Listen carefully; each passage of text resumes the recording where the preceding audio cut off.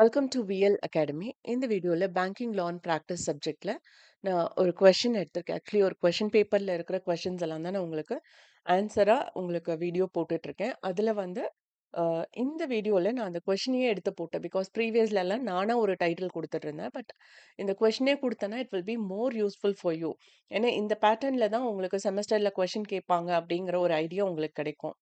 Theory paper எல்லாமே நான் exam ஓரியன்டா தான் உங்களுக்கு ப்ரெசென்ட் பண்ணிட்டு இருக்கேன். Okay, now let's get in to the topic. Paying banker யாரு அண்ட் அவங்களோட ஸ்டாட்டுட்டரி ப்ரொடெக்ஷன்ஸ் எல்லாம் என்ன அப்படிங்கறத தான் நாம இங்க பார்க்க போறோம். ஸோ ஃபர்ஸ்ட் பேயிங் பேங்கர்னா யாரு, அதோட அர்த்தம் என்ன அப்படிங்கறத நம்ம பார்த்துடலாம். ஸோ இங்க வந்து the paying banker is a drawee bank. drawee bank அப்படின்னா லைக் பேயிங் பேங்கர் அப்படின்னா இப்போ வந்து நான் ஒரு பேங்க் அக்கவுண்ட் வச்சிருக்கேன். ஓகே. அதுல நான் அமௌண்ட் போட்டு வச்சிருக்கேன். அந்த அக்கவுண்ட்ல நான் காசு போட்டு வச்சிருக்கேன். நான் உங்களுக்கு அமௌண்ட் பே பண்ணணும். ஓகே. பே பண்ணணும் அப்படின்னா, நீங்க வேற ஏதோ பேங்க்ல அக்கவுண்ட் வச்சிருப்பீங்க. இப்ப நான் என்ன பண்றேன், உங்களுக்கு பே பண்றதுக்காக செக் லீஃப் ஃபில் பண்றேன். ஓகே. அந்த செக் லீஃப் ஃபில் பண்ணி நான் உங்க கையில குடுத்துர்றேன். நீங்க என்ன பண்றீங்க, அந்த செக் லீஃப் எடுத்துட்டு வந்து நான் எந்த பேங்க்ல அக்கவுண்ட் வச்சிருக்கனோ, அந்த பேங்க்ல வந்து அந்த செக் லீஃப காமிக்கிறீங்க. ஸோ இந்த செக் லீஃப் பாருங்க. அ இது வந்து உங்க பேங்க்ல இருக்கிற ஒரு கஸ்டமர் தான் எனக்கு ஃபில் பண்ணி குடுத்தாங்க. ஸோ இந்த செக் வச்சுட்டு எனக்கு கேஷ் குடுங்க அப்படின்னு கேட்கிறப்போ, நான் எங்க பேங்க் அக்கவுண்ட் வச்சிருக்கனோ, அதுதான் பேயிங் பேங்கர். அந்த பேங்க் தான் பேயிங் பேங்கர். ஓகே. ஸோ இங்க வந்து the paying banker is a drawee bank. Drawee பேங்க்னா, இப்ப நான் உங்களுக்கு செக் குடுத்துட்டேன் அப்டின்னா, அந்த செக்க வச்சு அந்த செக்குக்கு பதிலா எனக்கு கேஷ் வேணும்னு ஃபர்ஸ்ட் ரிக்வெஸ்ட் குடுக்கறது நீங்க தான். ஸோ எப்பவுமே ஒரு ப்ராசஸ்ல 2 இது இருக்கும். நம்ம சோ ஃபார் பார்த்த வீடியோஸ் எல்லாமே பார்த்தீங்கன்னா, பானர், பானி, ஹைப்போத்திகேட்டர், ஹைப்போத்திகேட்டி அந்த மாரி இங்க வந்து பேங்கர், பேங்கி, ட்ராயர், ட்ராயி அந்த மாதிரி 2 டெர்ம்ஸ் வரும். இங்க வந்து paying banker is a drawee bank. ஏன் ட்ராயி பேங்க்னா, நான் உங்களுக்கு செக் குடுக்குறேன். அந்த செக்க வச்சு எனக்கு கேஷ் வேணும்னு ஃபர்ஸ்ட் ரிக்வெஸ்ட் குடுக்கறது யாரு? நீங்க தான். ஓகே. அப்ப நீங்க ட்ராயர். யாருக்கு நீங்க ரிக்வெஸ்ட் குடுக்குறீங்களோ அவங்க ட்ராயி. ஓகே. நான் அக்கவுண்ட் வச்சிருக்கிற பேங்க்ல நீங்க ரிக்வெஸ்ட் குடுக்குறீங்க. அதனால நீங்க ட்ராயி பேங்க். ஓகே. இது வந்து கொஞ்சம் கன்ஃப்யூசிங்கா இருக்கும். கொஞ்சம் ரிவைண்ட் பண்ணி பண்ணி திரும்ப கேட்டீங்கன்னா, உங்களுக்கு ஈஸியா புரியும். Okay. And he pays the cheque from the customer's account. So நீங்க நான் குடுத்த செக்க கொண்டு வந்து நான் என்னோட பேங்க்ல காமிக்கிறீங்க. காமிச்சதுக்கப்புறம், ஓகே இது நம்ம கஸ்டமரோட சிக்னேச்சர் தான். இந்த மாதிரி ஒரு அக்கவுண்ட் நம்பர்ல ஒரு அக்கவுண்ட் இருக்கு.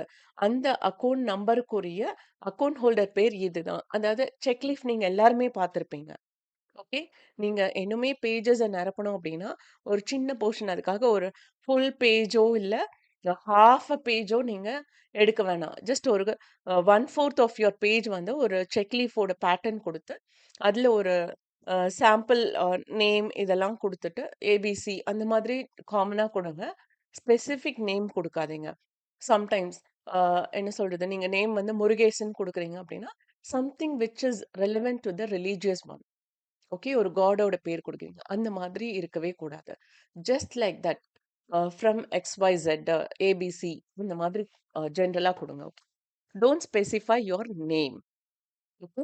முருகேசன், டேவிட், ரஹீம் இந்த மாதிரி எல்லாம் நேம் குடுக்காதீங்க. Okay. Sometimes, somewhere it will click. ஓ! இந்த பையன் வந்து இல்ல இந்த ஸ்டூடண்ட் வந்து இந்த நேம் குடுத்துருக்காங்க. அப்ப இவங்க ஹிந்துவா இருப்பாங்களோ, அந்த ரிலிஜியனா இருப்பாங்களோ, இந்த ரிலிஜியனா இருப்பாங்க. இந்த மாதிரியான திங்கிங்க்கு ஸ்பேஸ் குடுக்காதீங்க ஃபார் த வேல்யூயர். ஓகே. ஏன்னா everybody have their own belief. ஆனா இந்த மாரி எக்ஸாம் பேப்பர்ல everything should be in generalised form. Nothing should be related to your religious or your belief. Okay. So அதனால அந்த ஃபார்மேட் நீங்க வந்து ஒரு செக்கோட ஃபார்மேட் குடுக்குறப்போ, இல்ல இந்த மாதிரி ஜெனரலா ஏதாவது ஒரு விஷயம் குடுங்க. ஓகே. கஸ்டமர் நேமு அதெல்லாம் வந்து கொஞ்சம் ஜெனரலைஸ்டா குடுங்க. So here he pays the cheque from the customer account. So நீங்க செக்க கொண்டு வந்து பேங்க்ல காமிக்கிறீங்க. அவங்களும் அந்த செக்ல எல்லாமே செக் பண்றாங்க. அக்கவுண்ட் நம்பரு, ஓகே இந்த அக்கவுண்ட் நம்பருக்குரிய பேரு தான் இது. அப்புறம் இந்த பெர்சனோட பேர் கேட்குறாங்க. ஸோ இதுதான் பேரு. அப்படியெல்லாம் பார்த்துட்டு, இப்ப நான் உங்களுக்கு ₹10,000 குடுக்கணும்னு சொல்லி நான் செக் குடுத்துருக்கேன். அந்த செக்க கொண்டு வந்து என் பேங்க்ல காமிக்கிறீங்களா? காமிக்கிறப்போ, என்னோட அக்கவுண்ட்ல இருக்கிற 10,000 எடுத்து தான் அந்த பெர்சனுக்கு குடுப்பாங்க. Okay. And payment is made as per the mandate of the drawer. So எங்க payment is made as per the mandate of the drawer. மேண்டேட்னா என்ன? Something important rules. அது என்ன அப்டின்னா, இன்கேஸ் அதாவது என்ன, நான் இவ்ளோ செக்ஸ் இஷ்யூ பண்ணியிருக்கேங்கிற மாதிரி கூட நான் பேங்க்ல இன்ஃபார்ம் பண்ணியிருந்தேன்னா, they will be double verifying it. நம்ம கஸ்டமர் சொன்ன மாதிரி தான் இந்த செக் எல்லாம் வருதா அப்படிங்கிறது கூட வெரிஃபை பண்ணலாம். சில விஷயங்கள் அந்த மாதிரி இருக்கும். In case we are holding current account அப்படிங்கிற பட்சத்துல, சர்டன் ரெகுலேஷன்ஸ் இருக்கும் நம்ம செக் இஷ்யூ பண்றப்போ. ஜஸ்ட் லைக் தட் நம்ம செக்க இஷ்யூ பண்ண முடியாது. ஸோ அந்த மாதிரியான இப்ப ட்ராயரோட இதுல என்னோட பேங்க்ல எப்பவுமே 10,000 பேலன்ஸ் வச்சிருங்க. இல்ல இந்த மாதிரியான சில விஷயங்கள் எல்லாம் ஃபாலோ பண்ணணும் அப்படின்னு அவங்க ஒரு ரிக்வெஸ்ட் குடுத்திருப்பாங்க. அதாவது நான் என் பேங்க்குக்கு ரிக்வெஸ்ட் குடுத்திருப்பேன். ஓகே.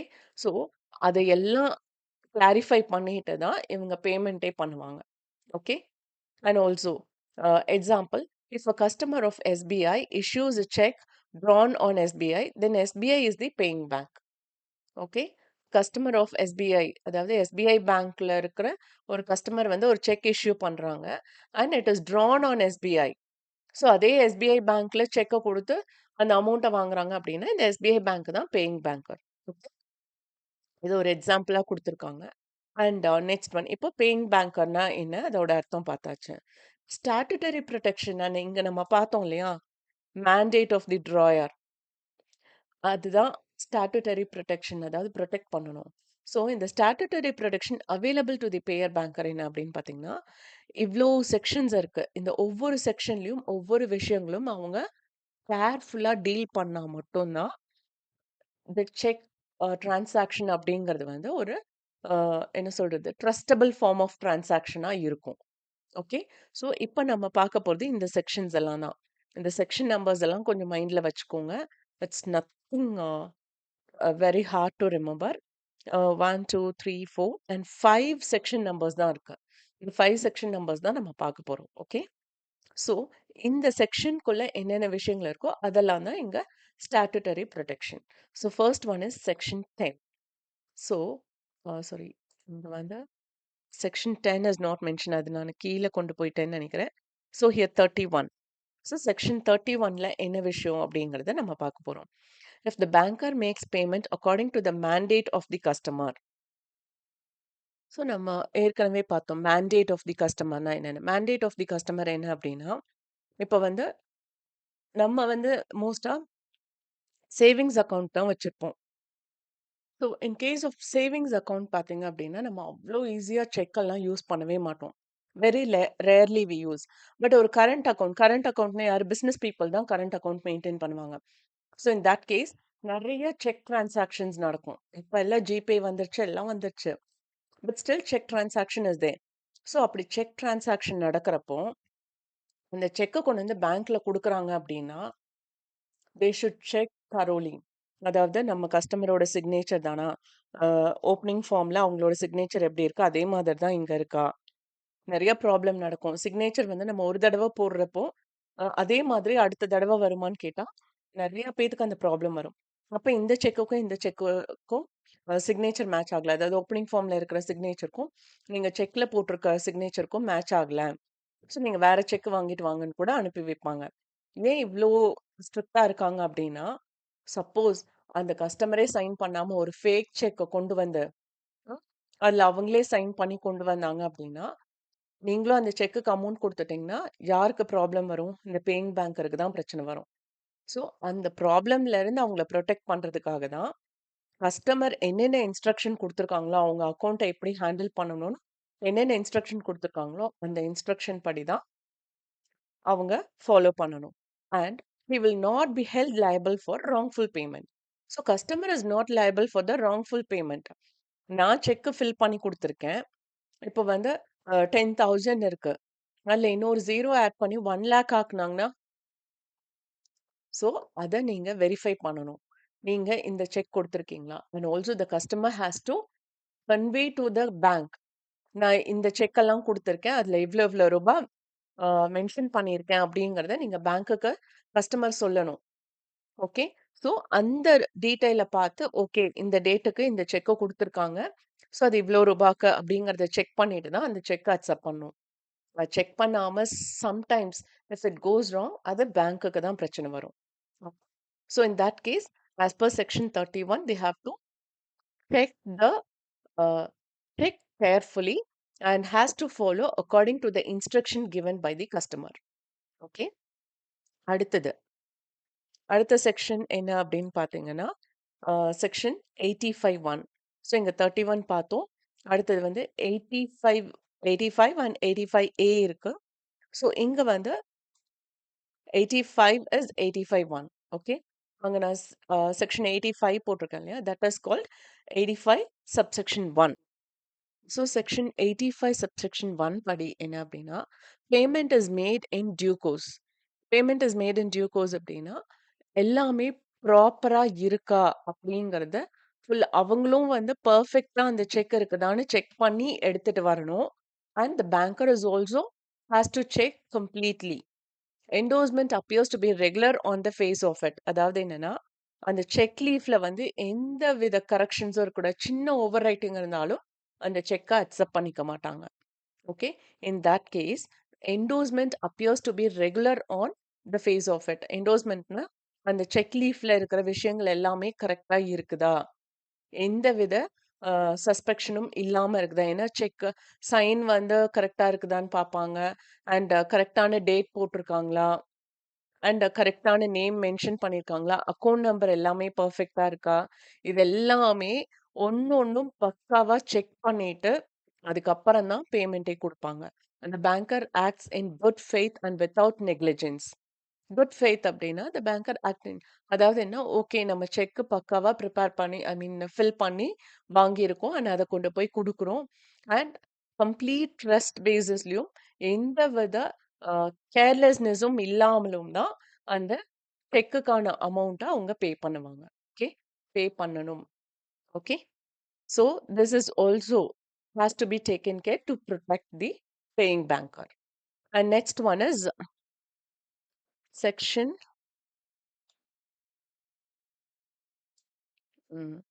85 சப்செக்ஷன் 2. ஸோ இது வந்து நான் அங்கே செக்ஷன்ஸ் வந்து நிறையா கம்மியாக காமிச்சிருக்கேன். பட் ஆனால் இங்கே வந்து நிறைய சப்செக்ஷன்ஸ் இருக்கு. ஸோ இதெல்லாமும் நீங்கள் கன்சிடர் பண்ணிக்கோங்க. ஓகே, ஸோ ஹியர்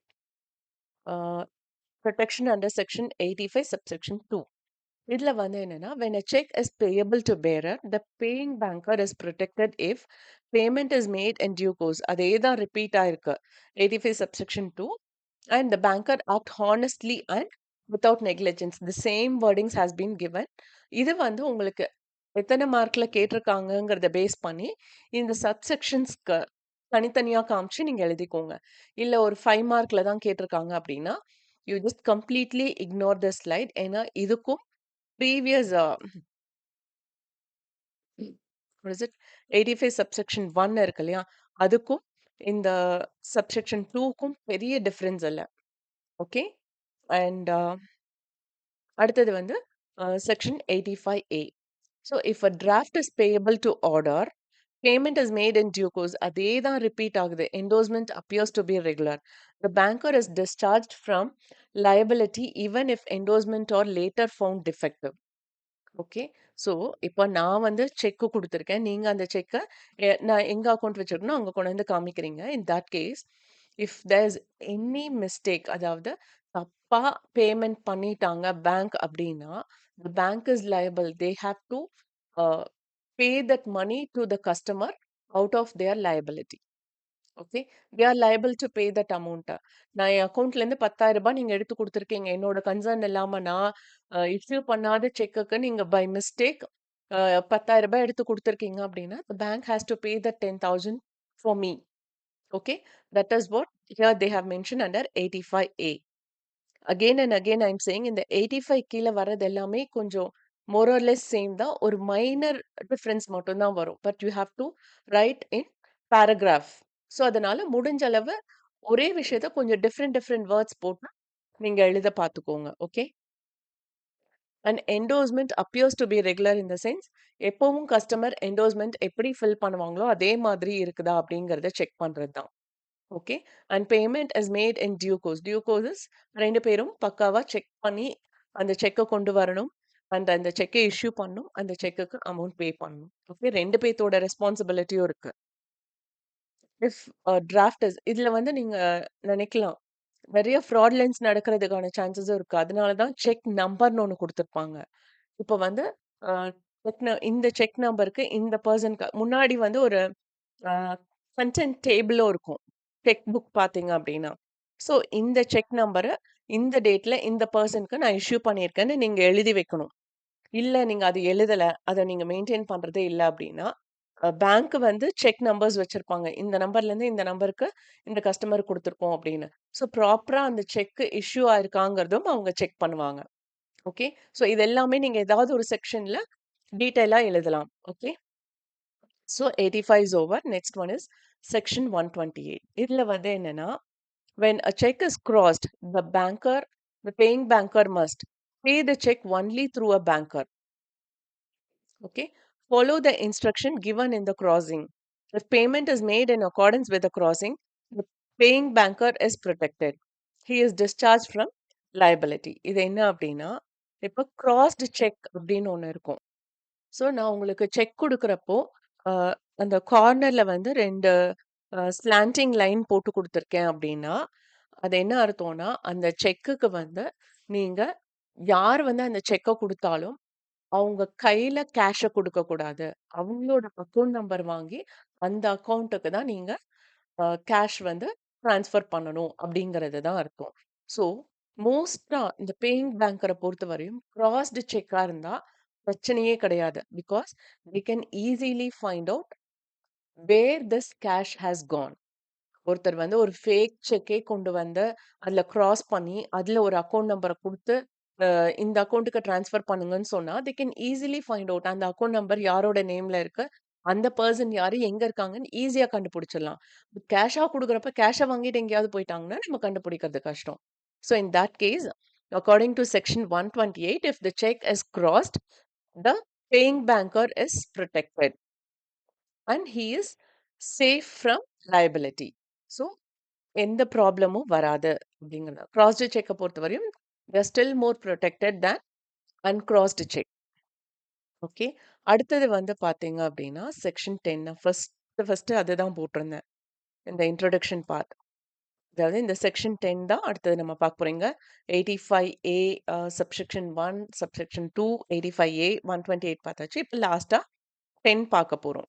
ஸோ இந்த செக்ஷன் 10ல என்ன இருக்கு அப்படின்னு பார்த்தீங்க அப்படின்னா, where it is இங்க section 10 statutory protection is available only if payment is made in due course, which means the payment is made according to the parent tenor of the tenor of the instrument. Payment is made in good faith without negligence. அதே words தான் to a person entitled to receive payment. So so the same thing தான். Apparent tenure of the instrument அப்படின்னா, அந்த cheque லீஃப்ல வந்து என்னென்ன விஷயங்கள் எழுதியிருக்கோ, அதெல்லாம் தெளிவா இருக்குதா? அண்ட் அது வந்து நிஜமாவே லீகலைஸ்டு பெர்சன் தானா? இதெல்லாமே வந்து அந்த செக் லீஃப்லயே நமக்கு ஈஸியா தெரிஞ்சிரும். கிராஸ்டு செக்கா? அப்படி கிராஸ் பண்ணியிருந்ததுன்னா, எந்த அக்கவுண்ட்டுக்கு நம்ம குடுக்கணும் அப்படிங்கிறத பின்னாடி எழுதியிருப்பாங்க. ஸோ அந்த அக்கவுண்ட் நம்பர் கரெக்ட்டாங்கிறதெல்லாம் ஈஸியா செக் பண்ணிடலாம். Okay. As per section 10, the check leaf should be very perfect and should not be suspicious. Okay. And so with this, என்னென்ன ப்ரொடெக்ஷன் அப்படிங்கிறது தெரிஞ்சிடுச்சு. And next one is conditions for availing statutory protections. So இந்த statutory protections வந்து பர்ஃபெக்டா இருக்கிறதுக்கு let me check the change this appearance and protections. Yes. So, conditions for availing statutory protections. இந்த statutory ப்ரொடெக்ஷன்ஸ ஐ மீன் well ப்ரொடெக்டடா இருக்கோமா? இப்ப நான் தான் பேயிங் பேங்க்னா, நம்மள ப்ரொடெக்ட் பண்ணிக்கிறதுக்கு என்னென்ன கண்டிஷன்ஸ் போடணும் அப்படின்னா, த செக் இஸ் அப்பேரன்ட்லி வேலிட். ஸோ, அந்த செக் லீஃப் குடுத்துருக்காங்க இல்லையா? அது ஒவ்வொன்னுக்கும் வந்து ப்ராப்பர் டீட்டெயில் வச்சிருக்கணும் கஸ்டமர. அதே டீட்டெயில பேங்க்குக்கும் குடுக்கணும். Okay. So that should be valid. And next one is there is no material alteration. So உள்ள வந்து அந்த செக் லீஃப்ல எந்த வித கரெக்ஷன்ஸும் இருக்கக்கூடாது. அப்படி இருந்தது அப்படின்னா, there is a chance for the person who received the check can make some corrections. So அதுக்கான சான்சஸ் இருக்கு. அதுவும் பேங்க்குக்கு ஹை ரிஸ்க். ஓகே. அதனால நான் இப்போ உங்களுக்கு செக் லீஃப் குடுக்குறேன் அப்டின்னா, நான் குடுக்குறப்பவே ரொம்ப தெளிவா, நிறுத்தி நிதானமா, ஃபுல் கான்சன்ட்ரேஷனோட அத ஃபில் பண்ணணும். Okay. And also the check is not stale R post dated. Post dated அப்டின்னா, அந்த டேட் முடிஞ்சதுக்கு அப்புறம் நீங்க கொண்டு வந்து செக்க குடுத்தீங்கன்னா, தட் வில் பிகம் இன்வாலிட். ஓகேவா? ஒரு செக் லீஃபே வந்து என்ன டேட் போட்டிருக்காங்களோ, அதுலேருந்து சர்டன் நம்பர் ஆஃப் டேஸ் தான் வேலிடா இருக்கும். Maximum 3 months I believe. So, அந்த 90 டேஸ் ஆர் சம்திங். ஸோ, அந்த நம்பர் ஆஃப் டேஸ்க்குள்ள நீங்க கொண்டு வந்து குடுக்கணும். அது வந்து ஒரு ஒரு கைண்ட் ஆஃப் செக்குக்கும் ஒரு ஒரு a number of days validity இருக்கு. ஸோ, அத பேஸ் பண்ணி அந்த போஸ்ட் டேட்டடா இருக்கக்கூடாது. அந்த டியூ டேட்டுக்குள்ள நீங்க கொண்டு வந்து செக்க பேங்க்ல குடுத்தா மட்டும் தான், the paying banker will give you money. Okay. And also the payment is made during banking hours. So cheque leaf வந்து எப்ப வேணாலும் கொண்டு வந்து தரலாம் அப்படிங்கிறது கிடையாது. உங்களோட க்ளோஸ் ஃப்ரெண்டாவே இருந்தாலும், பேங்கிங் ஹவர்ஸ்ல தான் அத டிரான்சாக்ட் பண்ணணும். Nowadays lots of softwares has come.